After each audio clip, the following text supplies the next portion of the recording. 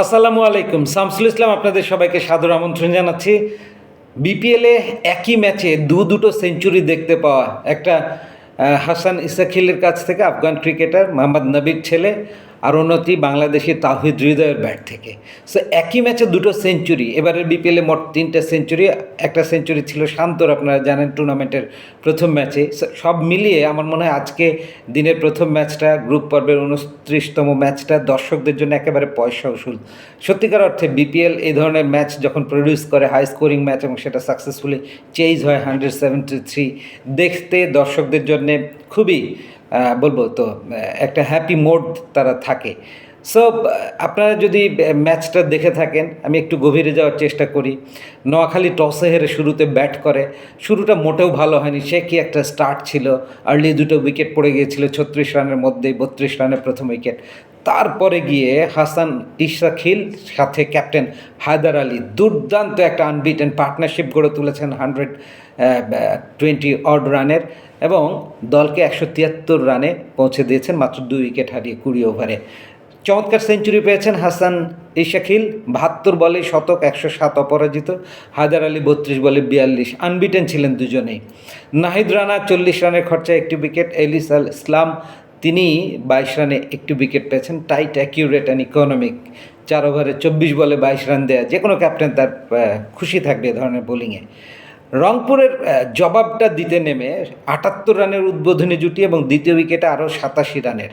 সে এইরকম টপ অর্ডারের দুটো সাকসেসফুল পার্টনারশিপ যখন হয়ে যায়, এবং সেই পার্টনারশিপে দুজন দেশি খেলোয়াড়, বিশেষ করে তাওহিদ হৃদয়ের 109 63 বল থেকে চমৎকার আউটস্ট্যান্ডিং স্ট্রাইক রেটে, সাথে লিটন দাস 35 বলে 39 রানে অপরাজিত থেকে দলের জয় নিশ্চিত করে বেরিয়ে এসছেন। কিন্তু রংপুর এই জয়টা দ্রুত নিতে পারলে হয়তো নেট রান রেটে তাদের ইম্প্রুভমেন্ট আসতো, তা আসেনি। 0.220, এই হচ্ছে রংপুরের নেট রান রেট। চট্টগ্রামের নেট রান রেট কিন্তু 0.803।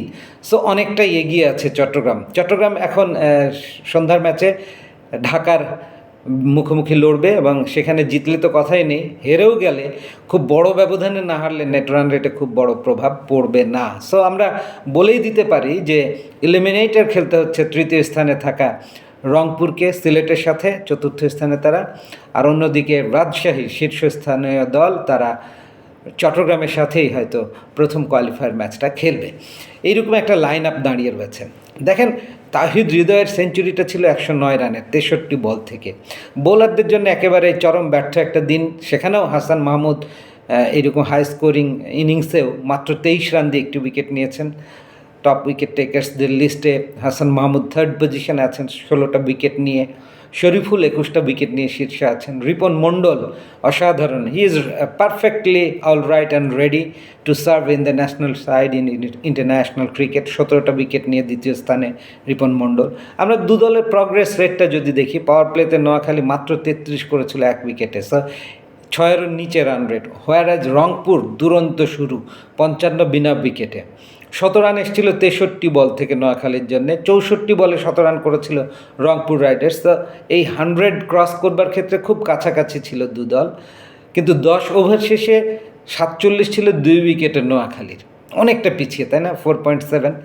অন্যদিকে 96 1 উইকেটে ছিল রংপুরের, অর্থাৎ 9.6। অ্যাজ পার দেয়ার ডক্টর অর্ডার তারা এগিয়ে যাচ্ছিল শুরুর থেকে।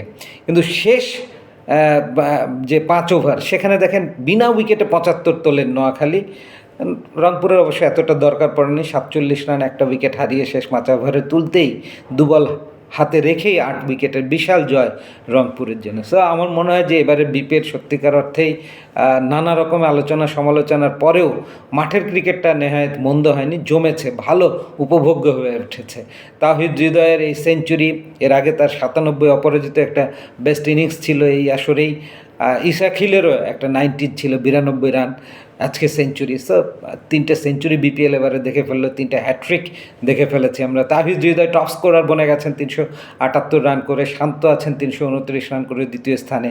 পারভেজ ইমন তিনিও 329 রান করে 3rd পজিশনে আছেন। সো টপ 3-র মধ্যে দুজন ন্যাশনাল টিম মেম্বার্স দেখতে বড্ড ভালো লাগছে। শান্তকে নিয়ে কথা হচ্ছে, শান্তও হয়তো ন্যাশনাল টিমের প্লেইং 11-এ চলে আসেন কিনা। সাইফ ওদিকে খারাপ করছেন, অন্যরা খুব একটা ভালো টাচে নেই ব্যাটাররা। ইন দ্যাট সেন্স শান্তর জন্য একটা ফাইনাল কল অপেক্ষা করছে কিনা, হু নোজ। যেমনটি রিপন মণ্ডলের জন্য হয়তো অপেক্ষা করছে। আমার মনে হয় as long as form is concern, Shanto এবং রিপন মণ্ডল এই দুটো নাম ওয়ার্ল্ড কাপ স্কোয়াডে বিবেচনা করবার সুযোগ থাকলে নির্বাচকরা হয়তো চেষ্টা করে দেখতে পারেন। ভিডিওটি ভালো লাগলে শেয়ার করবেন। Congratulations two Rangpur Riders for winning in style. Dhaka পর্বে তারা দুটো ম্যাচই জয়ে শুরু করলো এবং ভালো সময়ে তারা মোমেন্টাম ক্যারি করছে। প্লে অফের ঠিক আগ দিয়ে ফর্মটা ফিরে পেয়েছে as a team, as a unit. Best wishes.